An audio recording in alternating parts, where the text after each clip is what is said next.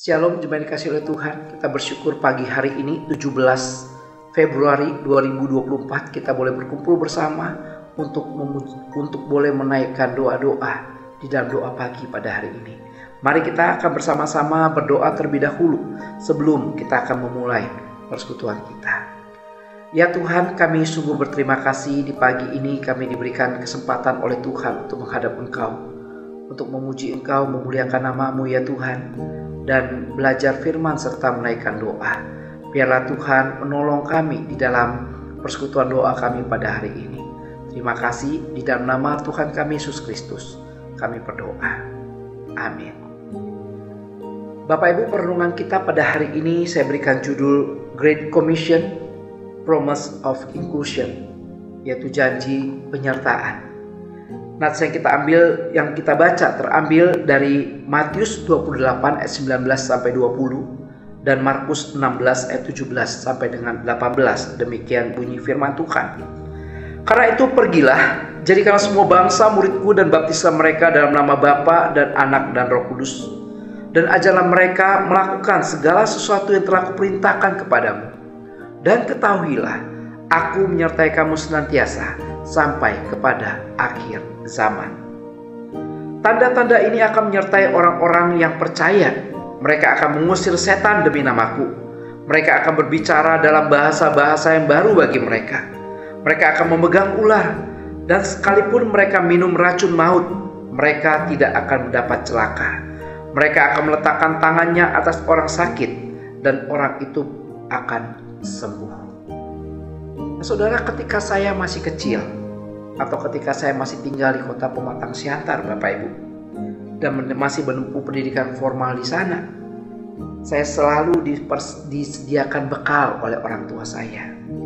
Mama saya masak, atau paling tidak mama saya membelikan bekal makanan untuk saya bawa ke sekolah, Bapak Ibu.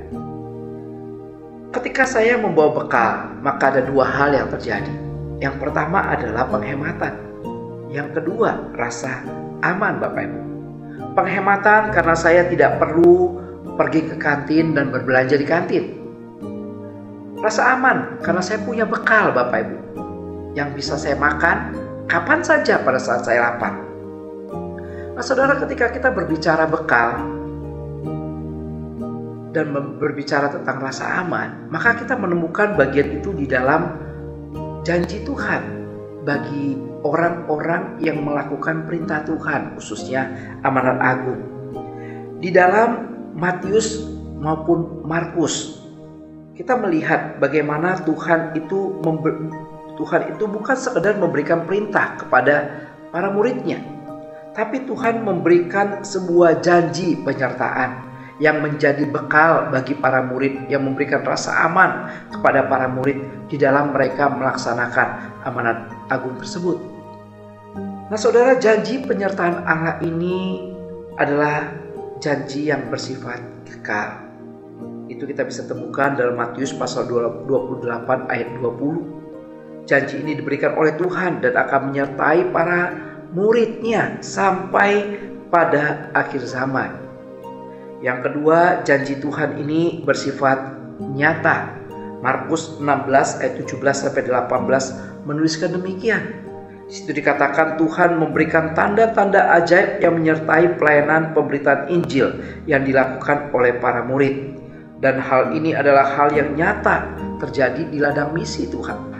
Bagaimana Tuhan mengizinkan ada perkara-perkara ajaib, ada hal-hal yang luar biasa yang dialami bukan saja oleh utusan Injil, tetapi orang-orang yang ada di sekitar utusan Injil tersebut. Nah saudara, sebagaimana bekal yang diberikan oleh orang tua saya, khususnya mama saya, itu memberikan rasa tenang buat saya, demikian juga halnya janji yang diberikan oleh Tuhan itu menjadi bekal yang memberikan rasa aman kepada para murid pada zaman itu. Para murid atau para rasul tidak perlu khawatir. Sekalipun mereka mengalami banyak kesulitan, sekalipun mereka banyak tantangan, tapi yang mereka dapati adalah penyertaan Tuhan yang luar biasa. Penyertaan tak pernah berkesudahan. penyertaan yang nyata yang membuktikan bahwa Dialah Tuhan Immanuel yang beserta dengan kita. Nah, saudara, seharusnya hal ini membuat kita tidak usah gentar lagi di dalam menghadapi situasi dan kondisi atau tantangan pelayanan yang ada di depan kita.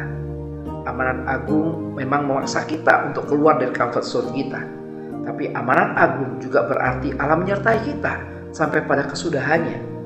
Amanat agung juga berarti Allah menyertai kita dengan tanda-tanda yang nyata yang akan kita alami tatkala kita setia untuk melakukannya.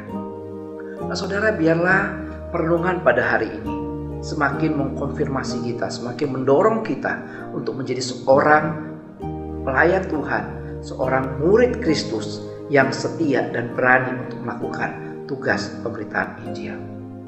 Mari saudara, saya mengajak kita untuk berdoa. Kita akan bersama-sama menaikkan doa, menyerahkan diri kita dalam tangan Tuhan. Kita mohon supaya Tuhan tutup bungkus kita dan Tuhan sertai kita dalam pelayanan yang Tuhan percayakan bagi setiap kita.